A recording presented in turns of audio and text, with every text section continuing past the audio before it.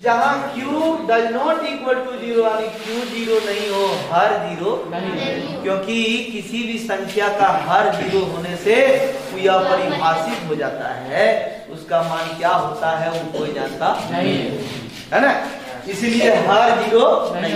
इतने में परिमेय संख्या को परिभाषित कर दिया गया था पिछले क्लास में आप लोग को कि वह संख्या जो P बटे Q के रूप में हो जहाँ Q जीरो नहीं हो उसे हम कौन संख्या कहते हैं?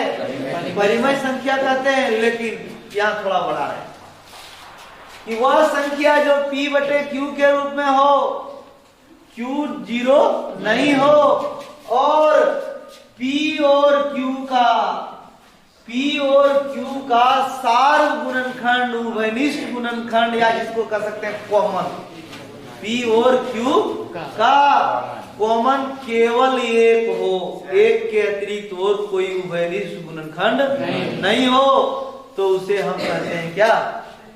परिमेय संख्या, है ना। वह संख्या जो P बटे Q के रूप में हो, Q जीरो नहीं हो और P और Q का सार गुणनखंड केवल क्या हो? एक हो। यानी इस तरह से 3 बटे 4 यानी हम 3 का गुणनखंड करें तो 3 गुने 1 और 4 का गुणनखंड हम करें तो 2 गुने 1, केवल एक ही कॉमन आ रहा है, केवल एक कॉमन आ रहा है, एक के अतिरिक्त और कोई कॉमन नहीं आ रहा है।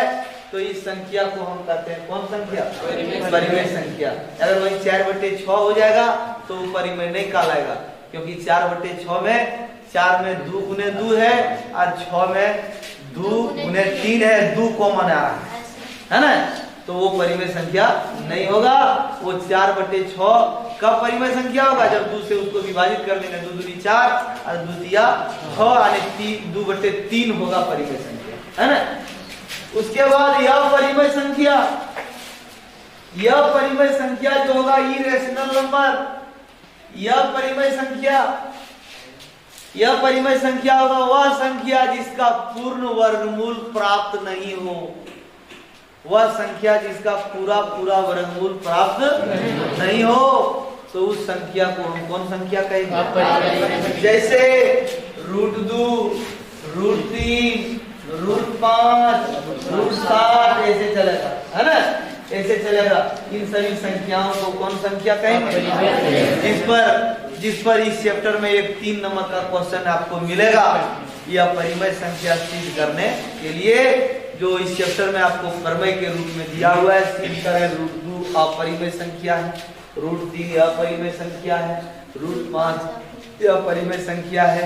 ये थोड़ा लैंग्वेज वाला आंसर है ना, इसको थोड़ा समझना पड़ता है और भाषा देना पड़ता है। हम लोग देखेंगे एक क्वेश्चन हम बनाएंगे, एक क्वेश्चन बनाएंगे जरूर नोट्स में, शॉर्ट नोट्स में एक क्वेश्चन रहेगा। यह परिमेय संख्या हो गया जिसका पूरा वर्गमूल प्राप्त होता नहीं है। अब आया वास्तविक संख्या, रियल नंबर, वास्तविक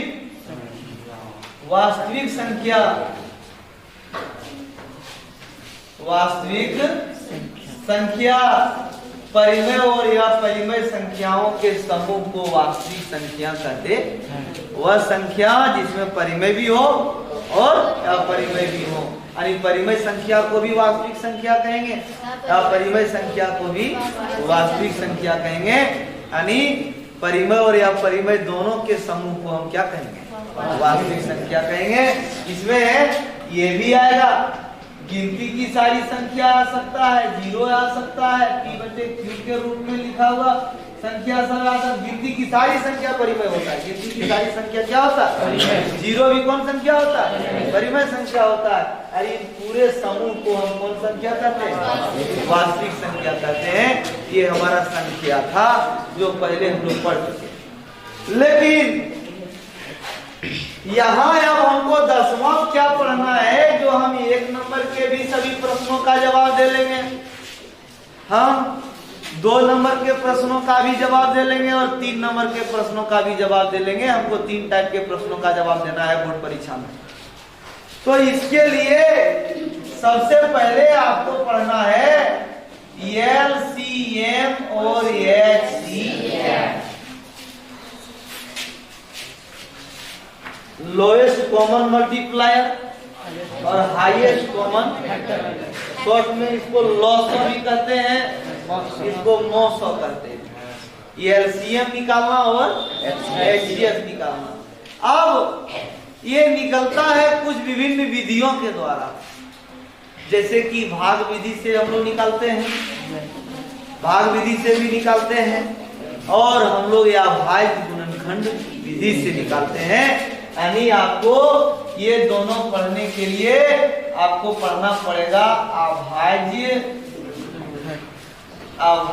गुणनखंड विधि, अभाज्य गुणनखंड विधि, अभाज्य गुणनखंड विधि हम लोग पढ़ेंगे और एक दो प्रश्न को बनाएंगे, जिससे उस टाइप का जो भी प्रश्न बनेगा उसको हम लोग बना सकते हैं।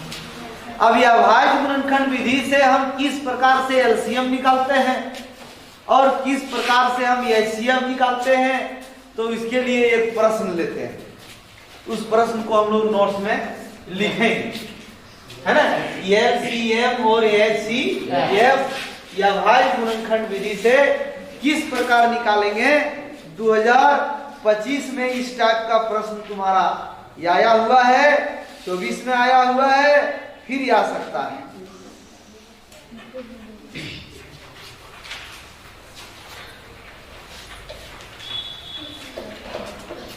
देखो 2025 में अब अभी करंट में जो प्रश्न तुम्हारा आया है, यह अभाज्य गुणनखंड द्वारा 126 और 156 का एलसीएम ज्ञात करें।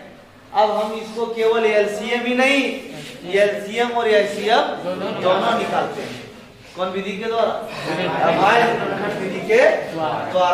अभाज्य गुणनखंड विधि द्वारा, अभाज्य गुणनखंड विधि से 126 और 156 का हमको एलसीएम तथा एचसीएफ ज्ञात करें। जान लो हमारा प्रश्न क्या है, अभाज्य गुणनखंड विधि द्वारा एलसीएम और एचसीएफ निकालें, जिसका 126 और 156 पहले से भी आपके पास नोट्स है, जो शुरू से पढ़ रहे हैं उनको तो नोट्स है, लेकिन हम लोग इसको एक बार पुनः रिमाइंड कर रहे हैं। अभाज्य गुणनखंड कैसे होता है,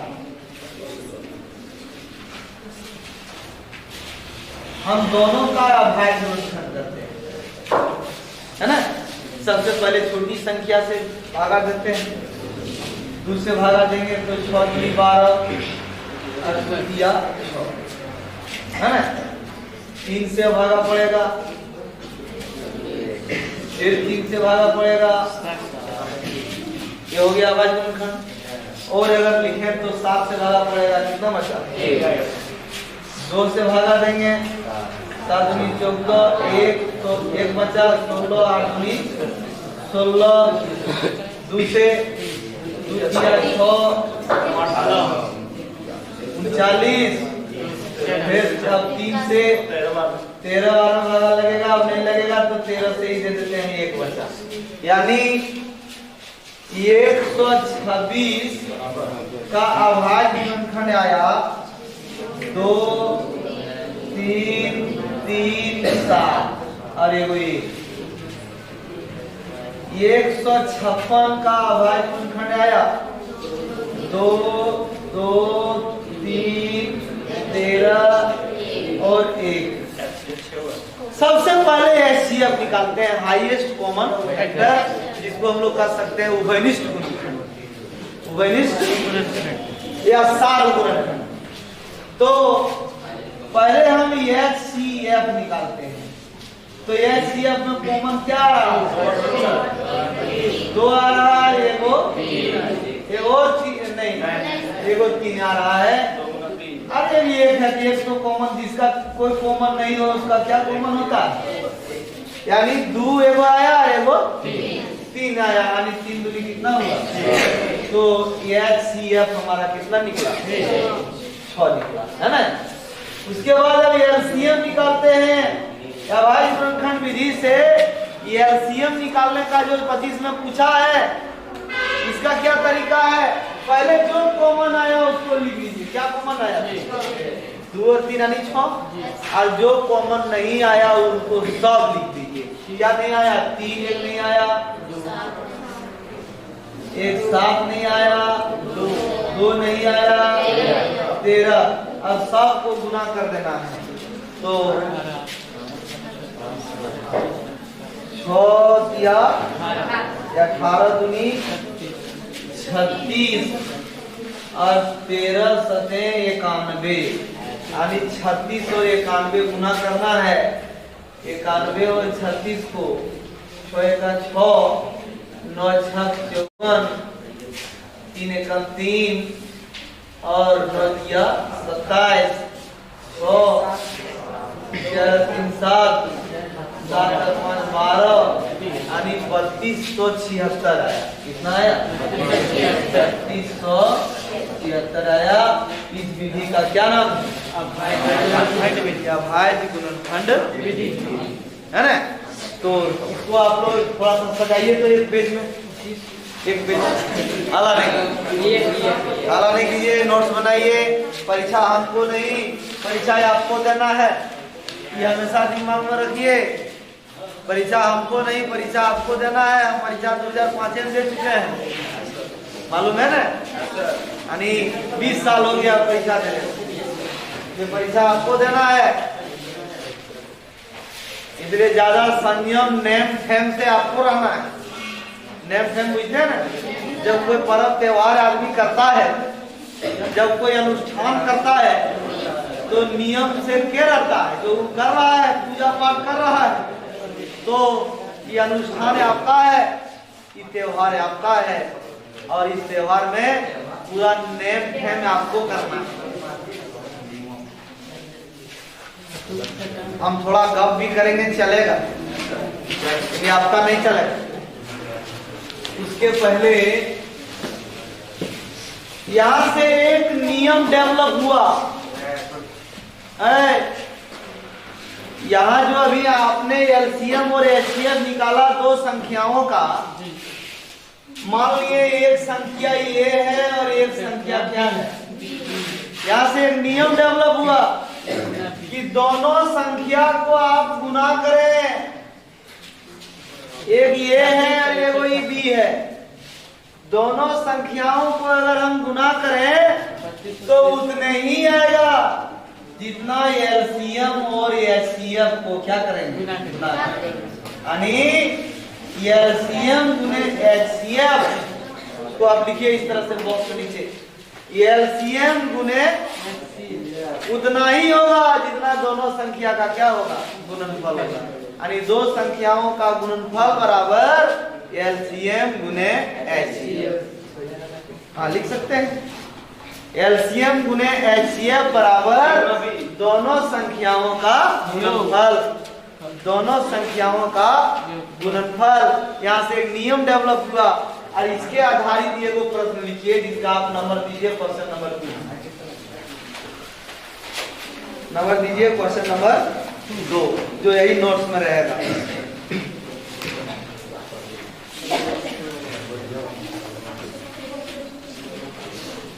लिखिए HCF ऑफ, क्वेश्चन नंबर 2 लिखिए HCF ऑफ, ऐसे ऑफ मतलब यहाँ ब्रैकेट देना है। 306 और 657 बराबर 9। आपकी किताब का प्रश्न है जो यहाँ रहेगा, जो पढ़े हैं उनको मालूम है, दिया है। तो एलसीएम ऑफ 306 और 657 ज्ञात करें। जो इसी रूल से हम लोग बना लेंगे, वैसे हम लोग डायरेक्ट भी बना सकते हैं। जब एलसीएम और एचसीएफ निकालने जानते हैं तो हम लोग डायरेक्ट भी बना सकते हैं। शॉर्ट नोट्स में ये दूसरा प्रश्न भी शामिल कीजिए। HCF ऑफ 306 और 657 यानी 306 और 657 का HCF कितना दिया हुआ है? 9। यहाँ क्या चीज में रिश्ता है? ये दोनों संख्या 2, LCM 3 और HCF 4। इस चारों में कोई भी 3 को मालूम रहेगा तो हम चौथा को इसी रूल से निकाल सकते हैं या डायरेक्ट भी निकाल सकते हैं। जब नहीं कोई दिमाग में आवे और हमको निकालना है क्या, तो नहीं ना जगह कुछ तो करना, कुछ भी कर देंगे तो कुछ फायदा होगा ना। लेकिन अगर इस रूल से निकालेंगे तो जल्दी भी बनेगा और इसी से ही बनाने भी बोला जा रहा है। क्या तो क्या रूल है? HCF इधर भी लिख सकते हैं। क्या है? HCF और LC बराबर A गुने HCF कितना दिया हुआ है? LCM और ये एक संख्या को ये मान लीजिए 306 गुने 657। 9 गुना में उधर जाके क्या हो जाएगा? समीकरण का रूल है, गुना का रिलेशन भागा हो जाता है दूसरे साइड जाने पर बटे 9 है ना। एगो कट जाएगा, काटो। 9 दिया 27 बचा 3 36 9 2। ये दोनों को गुना करना है तो आएगा 22 30 आएगा। ये LCM निकला। इसको भी नोट्स में शामिल कर दो। 22 33। अब 2 क्वेश्चन और लिखो जिसको हम बना नहीं रहे, आपको खुद बनाना है। इसको आप लिख लीजिए नोट्स में।